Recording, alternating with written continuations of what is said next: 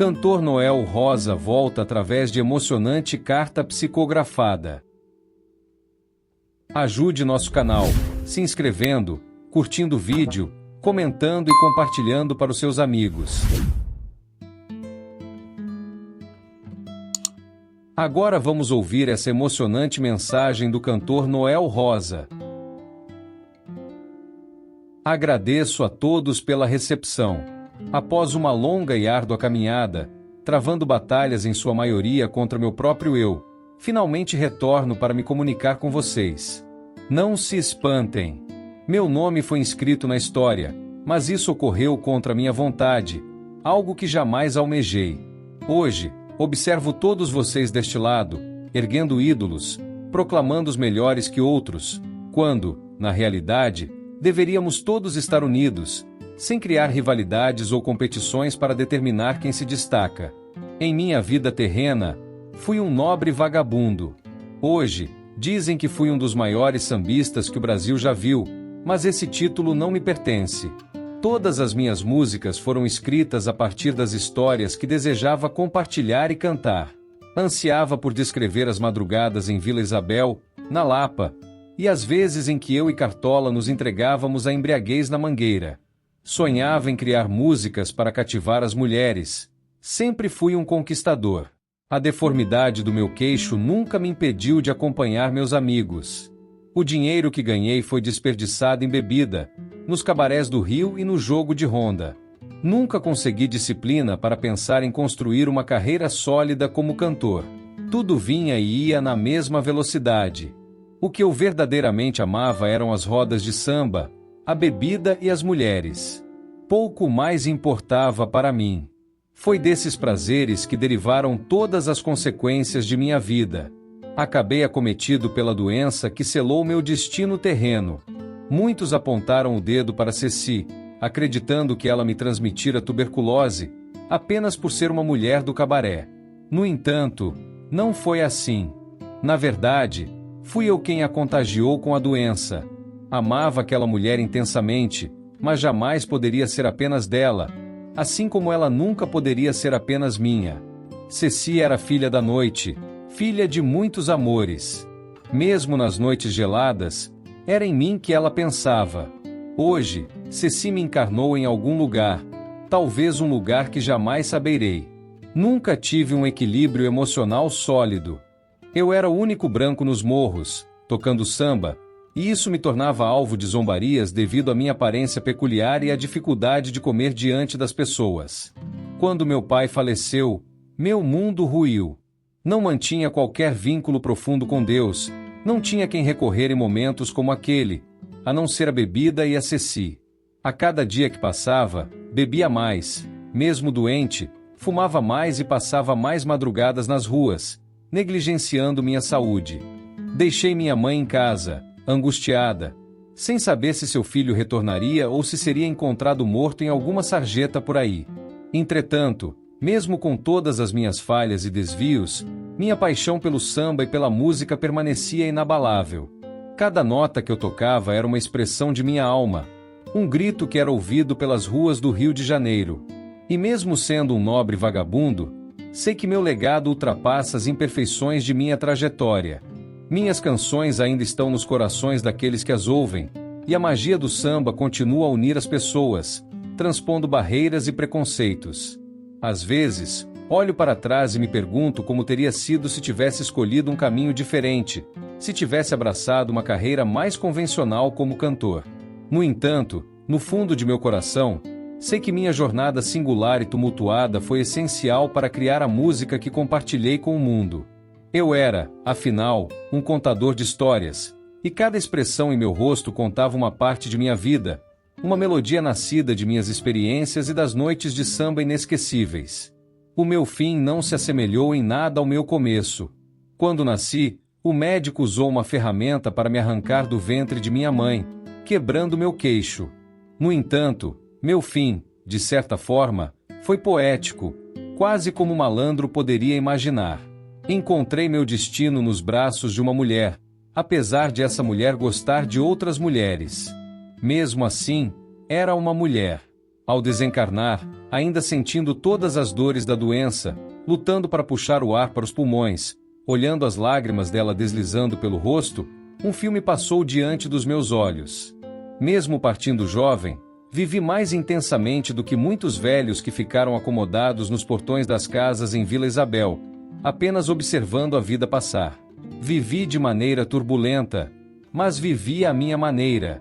Mesmo perturbado com a passagem para o outro lado, desejei estar presente em meu próprio funeral.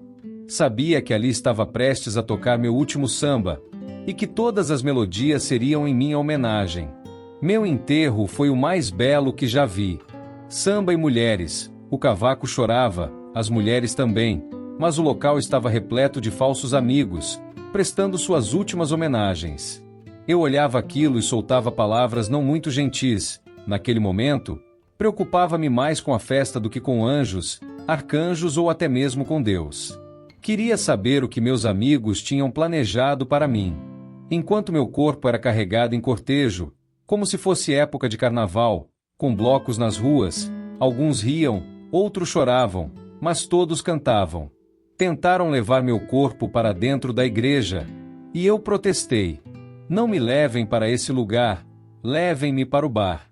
Velai-me em uma mesa de bilhar, com samba e cerveja. Quando tentaram entrar com meu corpo, o padre não permitiu. Ele afirmou que pessoas como eu não poderiam entrar na igreja. Olhando pelo ponto de vista do padre, não posso discordar dele, mas hoje, conhecendo Jesus, imagino que ele me teria acolhido. Então, seguimos para o cemitério, onde meu corpo seria sepultado para dar lugar a um samba.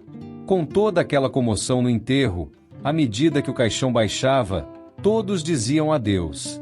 Eu estava lá, observando tudo, pensando, em breve, nós veremos novamente. Se existe um céu, lá deve haver samba. Se existe um inferno, com certeza samba também. Querendo ou não, todos voltaremos para o samba. No entanto, a cena mais triste ocorreu quando percebi que estavam fechando minha cova. As pessoas estavam partindo, e eu estava ficando lá, sozinho. Ali, entendi que tudo tinha acabado, que o que fiz durante toda a minha vida foi apenas me enganar, fingir que estava tudo bem. A vida toda me iludi, escondi-me na boemia, nas noites, na bebida e nas mulheres, para evitar confrontar a verdade sobre mim mesmo, que nunca estive bem. As canções que cantei eram o que as pessoas queriam ouvir, ou o que eu queria ganhar com elas, mas nunca falei sobre a dor que sempre me consumiu. Agora, não havia mais escapatória. Tudo tinha chegado ao fim. As pessoas foram embora, e eu estava ali, sozinho, sentindo todas as dores e tristezas, finalmente encarando a realidade que evitei durante toda a minha vida. Eu permanecia preso naquele cemitério, assombrado pelo vazio de uma existência que vivia intensamente, mas que agora encarava sua verdadeira e sombria verdade. O tempo de ilusões e enganos tinha se esvaído, deixando apenas o eco solitário de um sambista perdido em suas próprias notas trágicas. Naquele momento, eu me encontrava perdido, sem saber para onde ir, completamente desnorteado.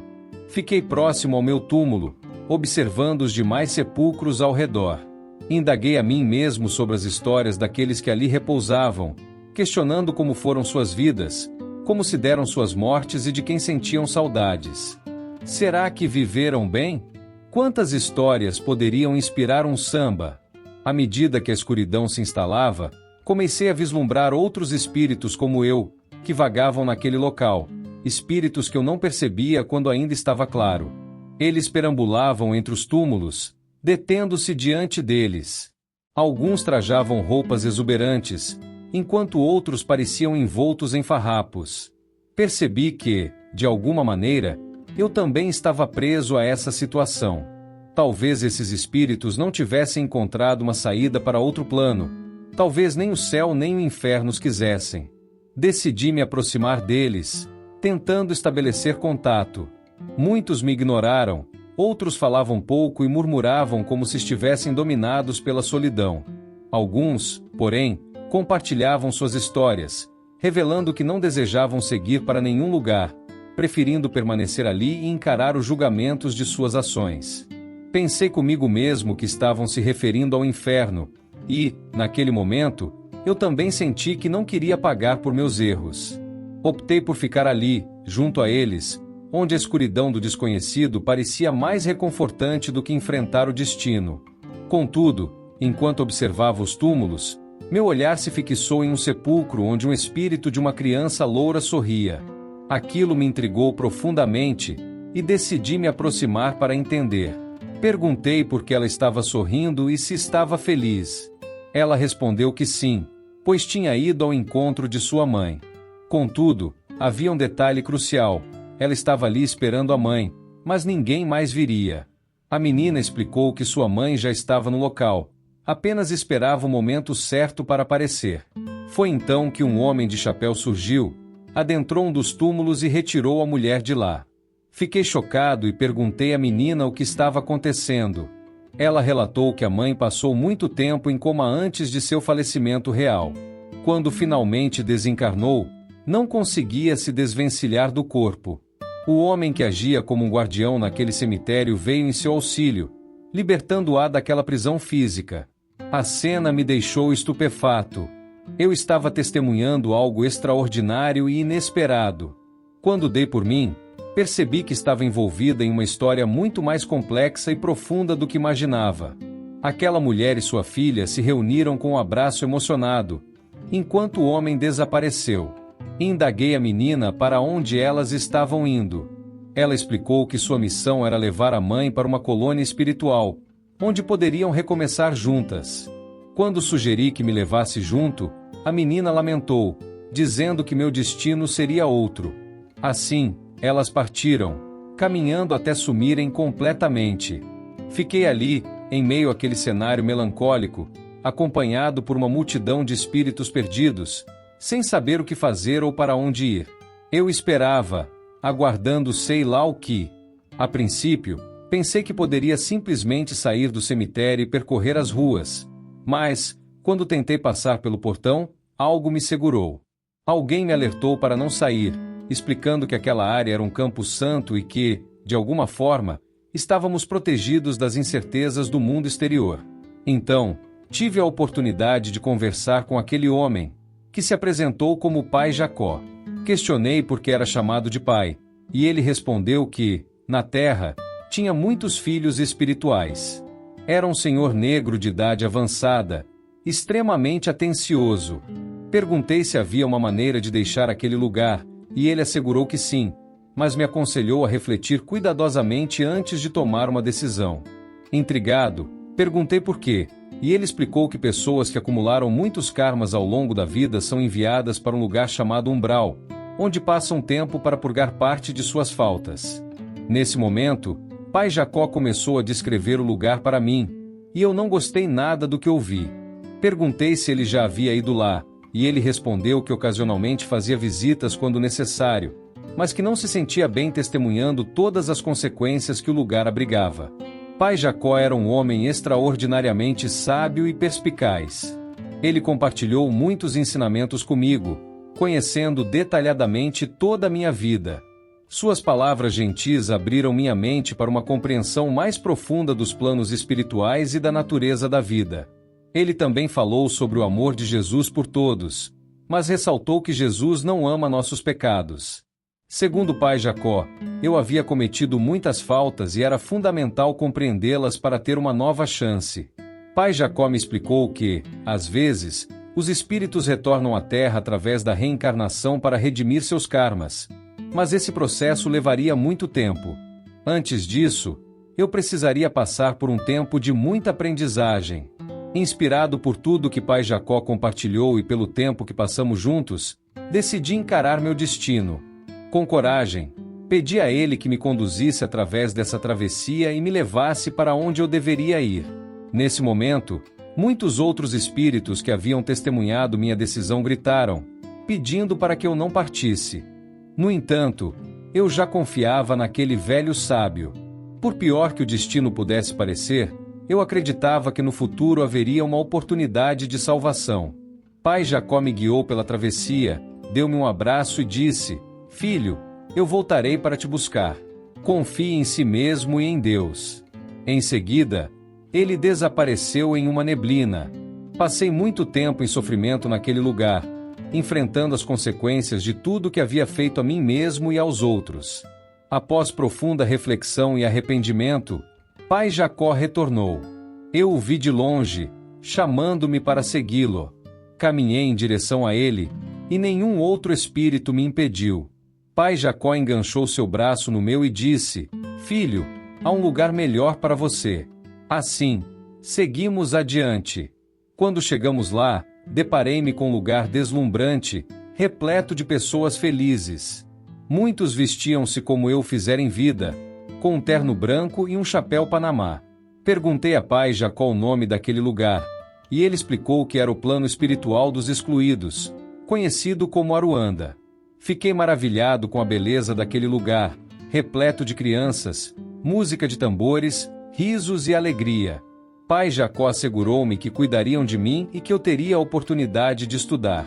Assim, fui acolhido, estudei e tenho pai Jacó como meu mentor.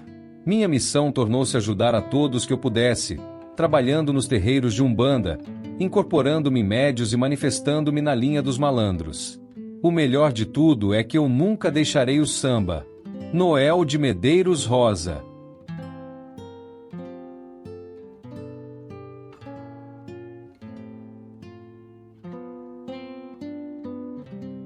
Se você gostou de nosso vídeo, não se esqueça de se inscrever, curtir o vídeo, comentar e compartilhar para os seus amigos.